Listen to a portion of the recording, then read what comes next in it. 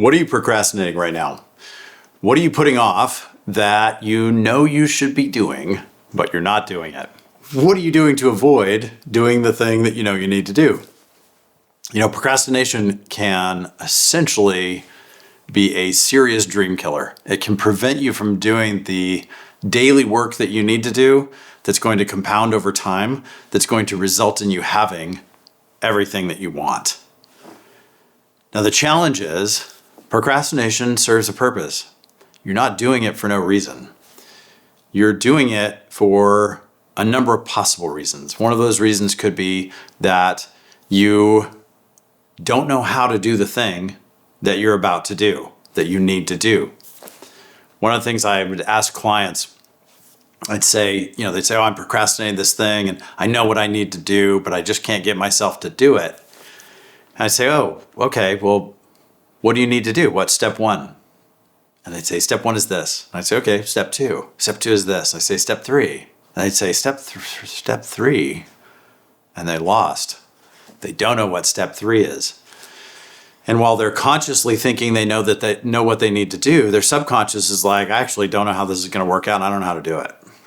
So that can be one of the things that can be slowing you down. If you're procrastinating, sit down and write out a list of what you need to do, step by step, into small, bite-sized chunks.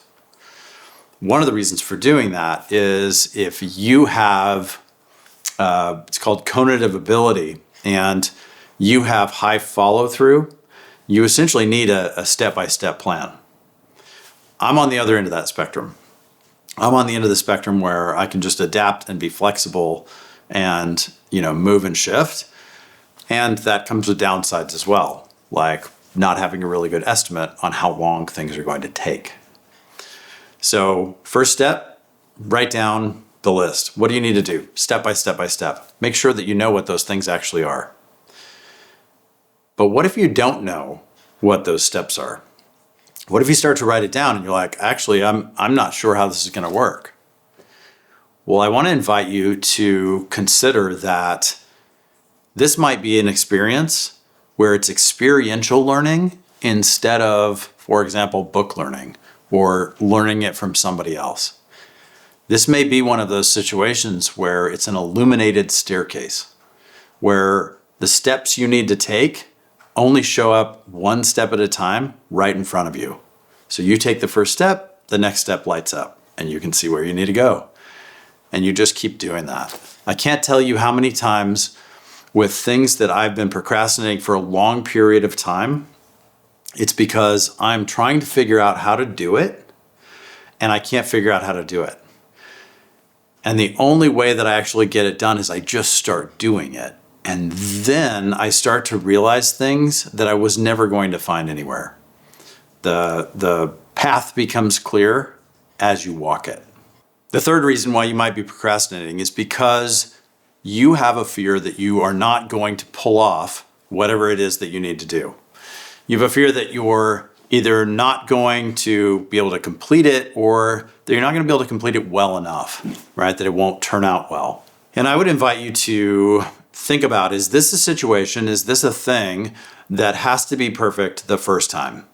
Is this something where it's a one-shot deal and if you don't nail it, you're in trouble, you're gonna have a big problem? For example, skydiving, solo. You need to get that right out of the gate. So if it's one of those things where if you kind of, I'd say like stratify the risk, if you say, okay, is this something where if I get it wrong, I can just try again? Or is this something where if I get it wrong, it's going to do a bunch of damage?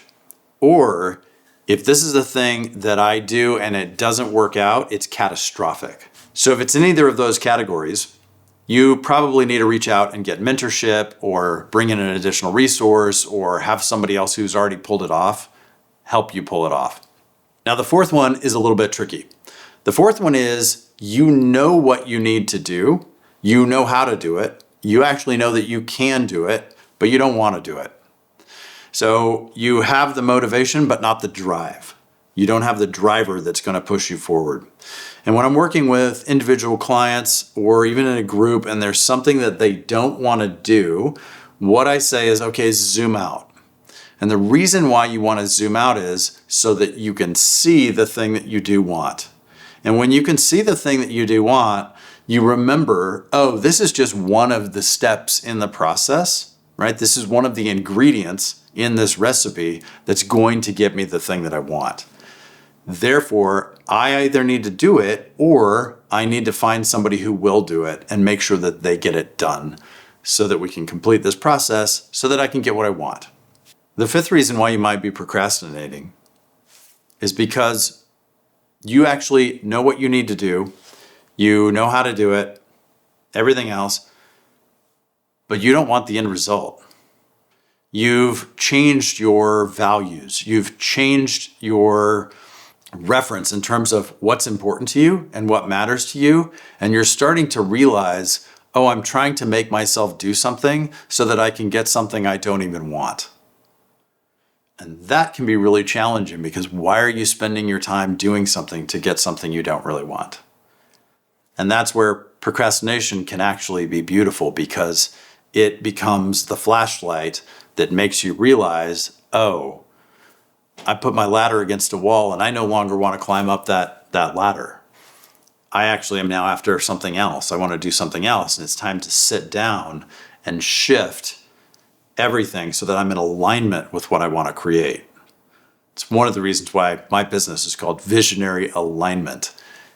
You need to have your actions and your strategy and your tactics and your people and everything else and your resources lined up with what you actually want to create. And when you do that, you can just hit the gas and things start to happen at a very rapid rate. So those are the 5 things in my experience that can be driving procrastination and ways that you can get over it. I want to invite you to try them. And if you found this video valuable, please like and subscribe. It helps other people find the video. And before you leave, if you've had challenges with either people pleasing or with perfectionism, I'd invite you to watch one of these other videos that are going to go into depth on those topics. I'll see you next time.